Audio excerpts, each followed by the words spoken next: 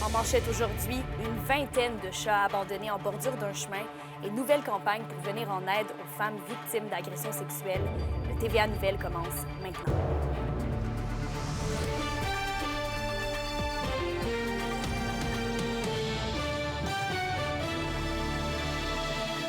Bonjour à tous, bienvenue au TVA Nouvelles. Bon, d'abord, on commence le bulletin avec une vingtaine de chats qui ont été abandonnés sur le chemin Québec-Lithium entre Barrault et La Corne.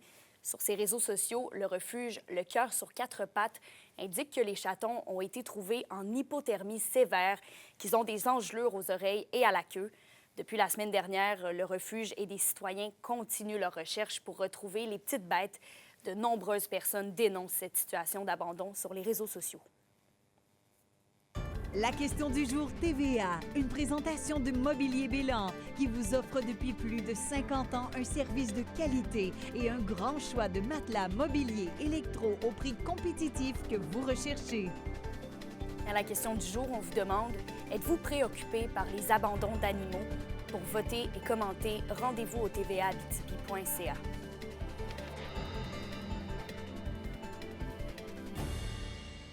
Complètement ailleurs maintenant, le point d'appui de Rouyn-Noranda, qui vient en aide aux femmes victimes d'agressions sexuelles, lance une nouvelle campagne de financement. C'est en lien avec le défi J'appuie, qui vise à adapter la nouvelle maison de l'organisme pour les personnes à mobilité réduite. Les participants sont donc invités à relever des défis physiques, par exemple de la course, de la marche ou encore du yoga, tout en récoltant des dons sur la plateforme Yapla. Le point d'appui veut respecter ses valeurs d'inclusion et d'accessibilité.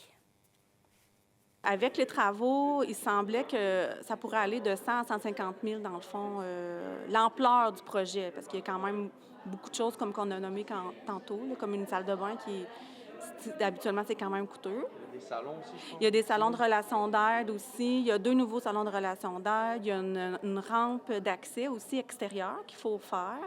Il y a aussi un 3e salon de relation d'aide en haut aussi. Toute l'insonorisation des salons. Fait que c'est quand même des rénovations d'envergure, là.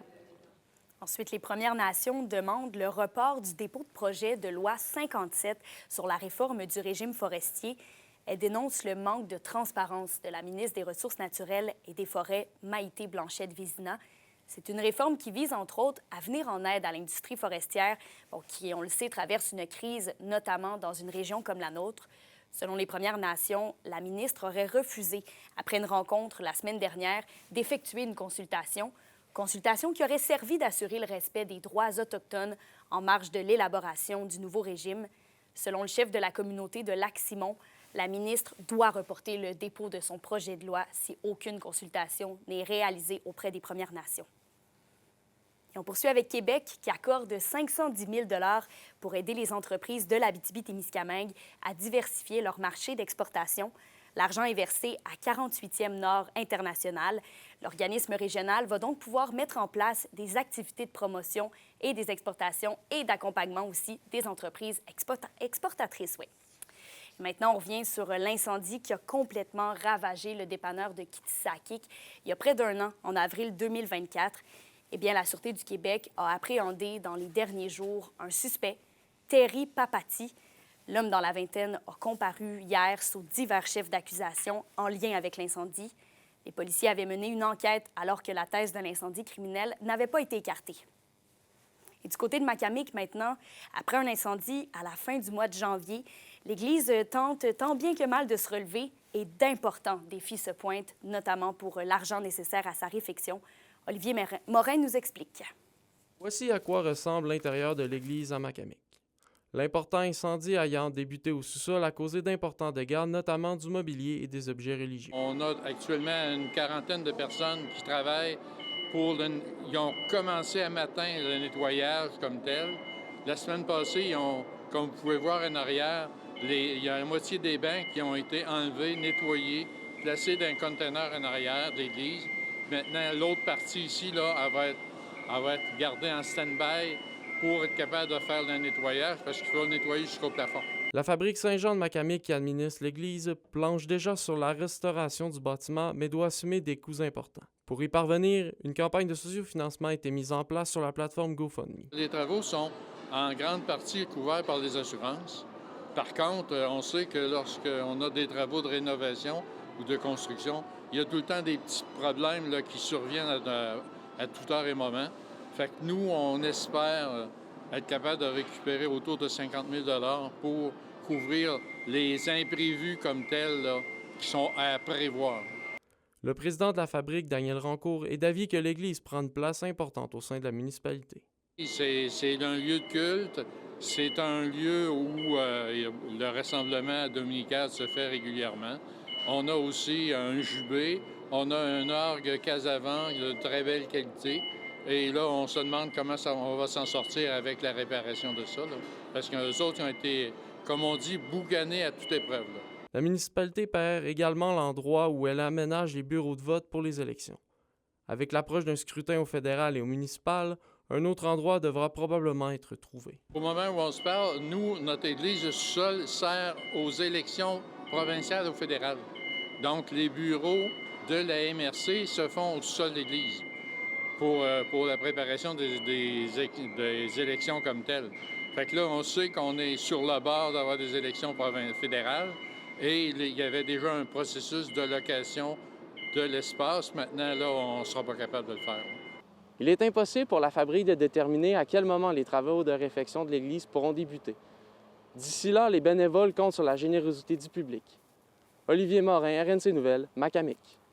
Ensuite, il est complexe d'identifier des donneurs d'organes dans la région, même que l'Abitibi-Témiscamingue a le plus bas taux de référence au Québec.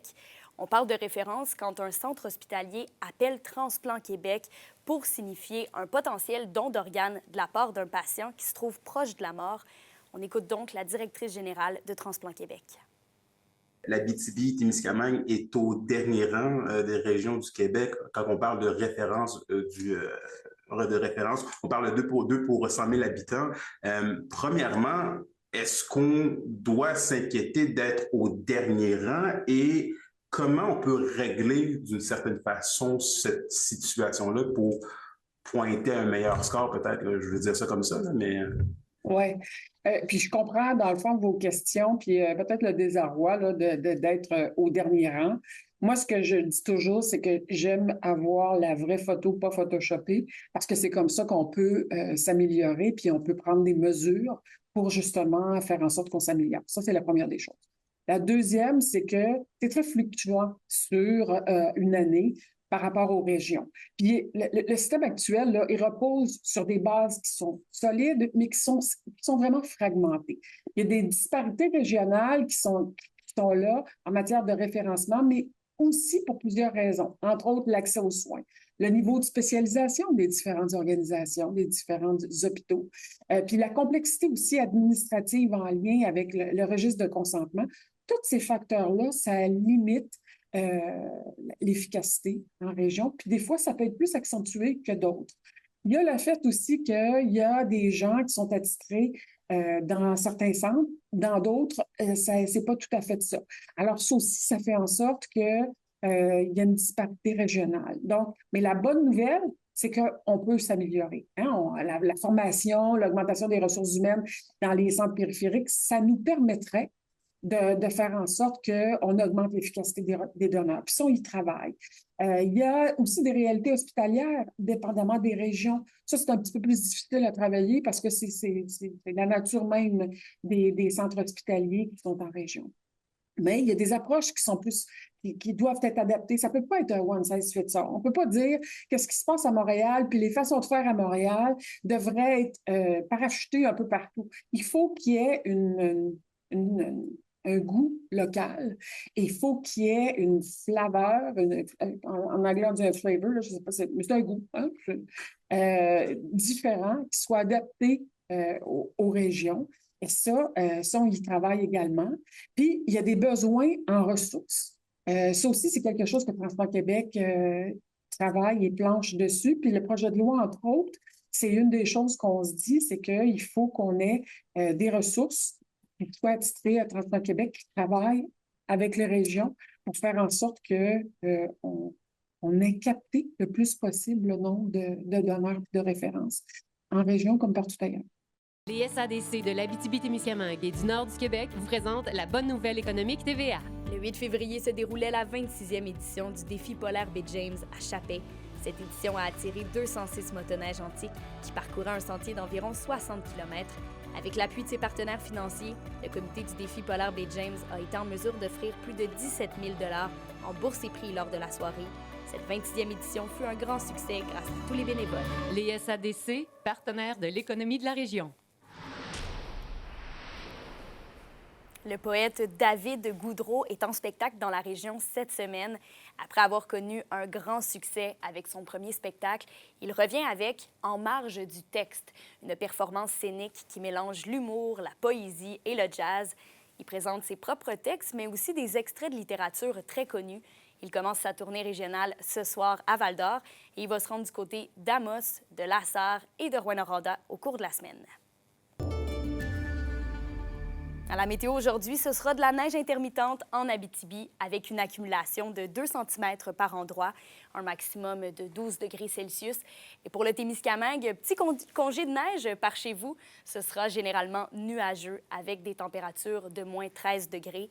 Et pour ce soir et cette nuit, il y aura encore une accumulation de flocons en Abitibi de 2 cm. Et au Témiscamingue, ce sera toujours sous les nuages avec une probabilité d'averse de neige ce soir, un minimum de moins 17 degrés sur tout le territoire. Merci d'avoir été avec nous ce midi. Ce soir, on revient sur la 3e journée de procès de James Testa qui se tient au palais de justice de Rouyn-Noranda. Le témoignage du premier témoin se poursuivait cet avant-midi avec le contre-interrogatoire de la défense. Notre journaliste Alexandre Cabana suit le tout pour nous. Sur ce, je vous souhaite de passer une excellente journée. On se retrouve au TVA à 18h.